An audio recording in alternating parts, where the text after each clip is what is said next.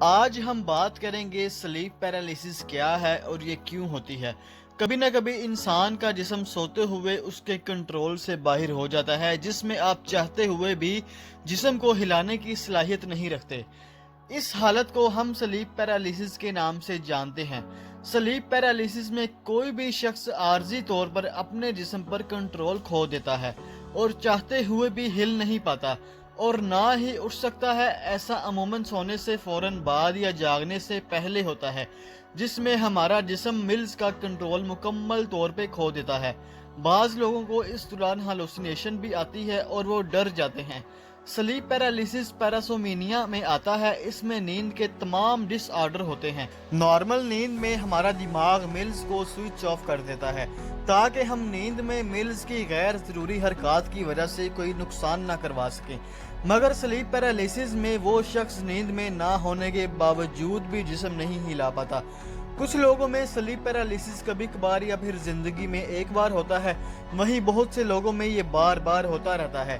Researcher اس حالت کی وجوہات کو مکمل طور پہ نہیں جان سکے، مگر دیکھا گیا ہے کہ رات کو جن لوگوں کی ٹانگوں میں زیادہ درد ہوتا ہے، ان میں اور وہ لوگ جو کہ وقفوں میں نیند کا شکار ہوتے ہیں، ان میں یہ زیادہ ہوتا ہے۔ اس کے علاوہ انسومینیا اور انزائٹی کے شکار لوگوں میں بھی اس کو دیکھا گیا ہے۔ اس وقت دنیا کے 8% لوگ اس حالت کا شکار ہیں۔ یہ حالت کوئی بیماری یا سیریس کنڈیشن نہیں ہے، اس لیے اس کے علاج کے طور پہ محض ریلیکس ہونے، دماغی سکون اور پرسکون نیند لینے کا کہا جاتا ہے۔ عموماً غلط فہمی میں اس حالت کو جنات وغیرہ سے تشبیہ دی جاتی ہے، مگر یہ بیماری محض ایک سلیپنگ ڈس آرڈر ہے، جس سے بچنے کے لیے ہمیں اپنی نیند کی کوالٹی کو بہتر بنانا پڑتا ہے اور اس کے علاوہ اپنے آپ کو دماغی طور پر پرسکون رکھنا ہوتا ہے۔ یاد رہے، سلیپ پیرالیسس کے دوران 3 طرح کی ہالوسینیشن محسوس کی جا سکتی ہیں۔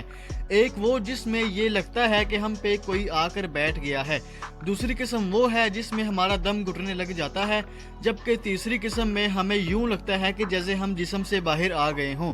اسی وجہ سے سلیپ پیرالیسس کی میجورٹی اس کو ایک خوف کی علامت سمجھتی ہے، لیکن اس خوف کو ہم اپنے دماغ کو پروگرام کر کے قابو میں لا سکتے ہیں۔